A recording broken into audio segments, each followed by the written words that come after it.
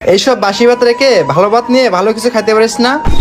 Uncle, তাও তো আমি আপনার দোকানে এসে খাই।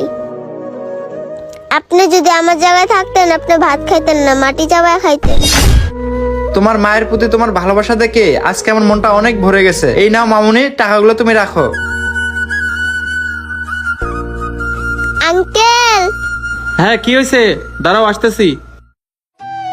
জি মামনি, তুমি কি খাবো বলো? কালকের আপনার বাসি ভাতগুলো আছে না, ওগুলো আমাকে দেন। আমি সেগুলোতে পানি ঢেলে পান্তা ভাত খাবো, সাথে একটা কাঁচামরিচ দিয়েন। আচ্ছা তুমি বও, আমি নিয়ে আসতেছি।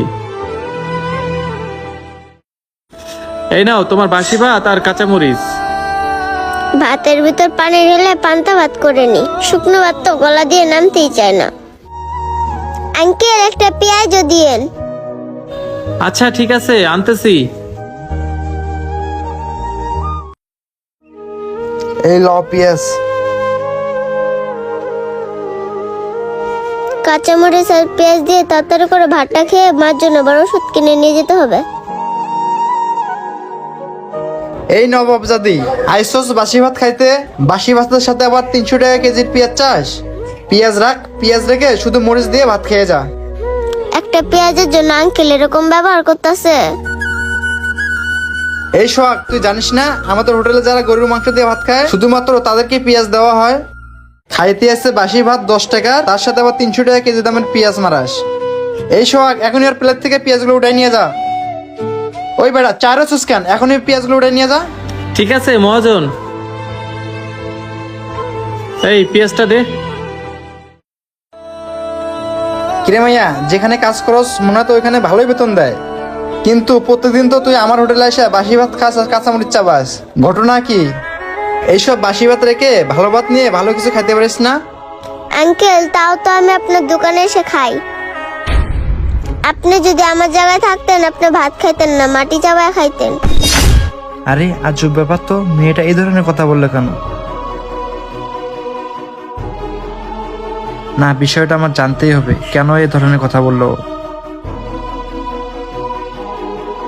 আচ্ছা মামুনি, তোমার জীবনে এমন কি করতেছে বলো তো আমাকে? তুমি প্রত্যেকদিন আমার হোটেলে আসো, শুধু 10 টাকার ভাত পানি দিয়ে খাও আর কাঁচামরিচ চাবাও। ঘটনাটা কি আমাকে একটু বলো তো। আজকে আমাকে জানতেই হবে তোমার জীবনে কি এমন ঘটনা ঘটতেছে যে শুধু তুমি 10 টাকার ভাত কাঁচামরিচ দিয়ে খাও। তোমার জীবনে কি এমন ঘটনা ঘটতেছে যে তুমি এত কষ্ট করে চলতেছো? আজকে আমাকে তোমার সেটা বলতেই হবে। আঙ্কেল, আপনি তো আশা করে আসছেন আমার কষ্টের কথা শোনার জন্য। আপনার কি লাভ আমার কষ্টের কথা শুনে? আঙ্কেল, আপনি আমার কষ্টের কথা 10 মিনিট না শুনে আপনি 10 মিনিটে 10,000 টাকা গুনতে পারবেন। আমার কষ্টের কথা শুনে সময় নষ্ট করা একটা বোকার কাজ। আর আপনি তো বোকা না আঙ্কেল। না মামুনি, একদমই বোকামি না। তুমি আজকে আমাকে বলো তোমার জীবনে কি এমন ঘটনা ঘটছে। আঙ্কেল, এই দুনিয়াতে আমার মা ছাড়া কেউ নাই। এখন যে আমার মাটা আছে সেটা আমার আপন মা না, আমারে রাস্তা থেকে কুড়ায় পাইছে। এই মহিলাটা নিজে না খাওয়ায় আমারে খাওয়াইছে, খাওয়ায় খাওয়ায় এ পর্যন্ত বড় করছে। নিজে কাপড় না কিনে পরে আমাকে কাপড় কিনে পরাইছে। এই মহিলাটাও আমার জন্য যা যা করছে, একটা নিজের মা ও সন্তানের জন্য এমন করে না। আর আমার সেই মাটা অনেক বড় রোগ হয়েছে, ডাক্তারে বলছে খুব তাড়াতাড়ি অপারেশন করাইতে হইব। আর আঙ্কেল, অপারেশন করাইতে তো লাখ লাখ টাকা লাগে, আর সেই টাকা তো আমাদের কাছে নাই। এই জন্য মাকে টুকটাক ওষুধ খাওয়ায় বাঁচায় রাখছি। তাহলে তুমি একটা কাজ করো, মানুষের কাছে সাহায্য চাও।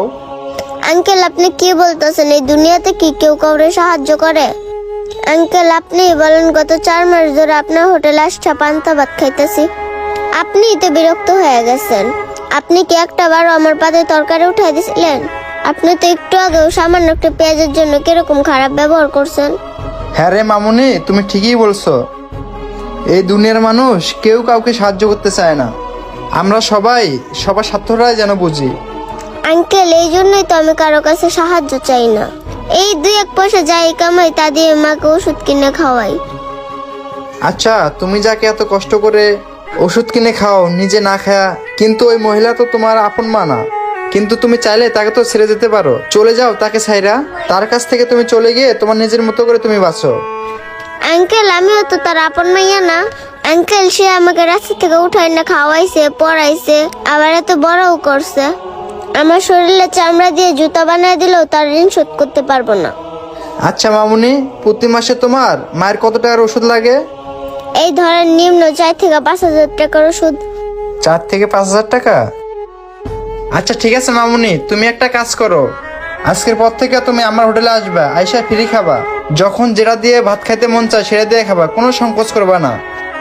তোমার কারোর কাছে কিছু বলতে হবে না, কারোর কাছে কোনো কৈফিয়ত দিতে হবে না, এটা আমার অর্ডার। তুমি আজকের পর থেকে আমার হোটেলে আমার সন্তানের মতো করেই খাবা। না না আঙ্কেল, এত কিছু করা লাগবে না। আপনার হোটেলে যে প্রতিদিন আমাকে 10 টাকার ভাত খেতে দেন, এটাই তো অনেক। এই সুযোগটাই বা কয়জনে দেয়? না, আর একটাও কথা বলবা না। আমি তোমাকে যেটা বলছি তুমি সেটাই শুনবা। আর শোনো, তুমি আমার হোটেলে এসে একটু টুকটাক সাহায্য করবা, আর আমি তোমাকে বাড়তি কিছু টাকা দেবো, তুমি সেই টাকা দিয়ে তোমার মায়ের জন্য ওষুধ কিনে নিয়ে যেতে পারবা। এখন থেকে তোমার মায়ের ওষুধের টাকা নিয়ে তোমাকে কোনো টেনশন করতে হবে না। তোমার মায়ের ওষুধে যত টাকা লাগে সব আমি দেবো। আচ্ছা মামুনি, তুমি একটু বসো, আমি আসতেছি।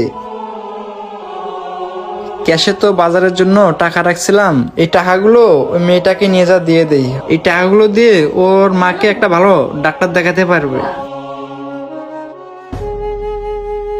মামুনি, এইখানে কিছু টাকা আছে, এই টাকাগুলো তুমি এখন বাসায় নিয়ে যাবা। তোমাকে আর 8-10 মাস তোমার মায়ের ওষুধের টাকার কোনো টেনশন করতে হবে না। তারপরে যদি তোমার কোনো টাকা পয়সা লাগে, তোমার কোনো টেনশন করা লাগবে না, আমি আছি। তোমার মায়ের প্রতি তোমার ভালোবাসা দেখে আজকে আমার মনটা অনেক ভরে গেছে। এই নাও মামুনি, টাকাগুলো তুমি রাখো। আঙ্কেল, প্রত্যেকটা সন্তানেরই উচিত বাবা মাকে এরকম ভালোবাসা। বন্ধুরা, আমাদের ভিডিও ভালো লাগলে অবশ্যই লাইক কমেন্ট শেয়ার করে সবাইকে দেখার সুযোগ করে দেবেন। ধন্যবাদ সবাইকে। আসসালামু আলাইকুম।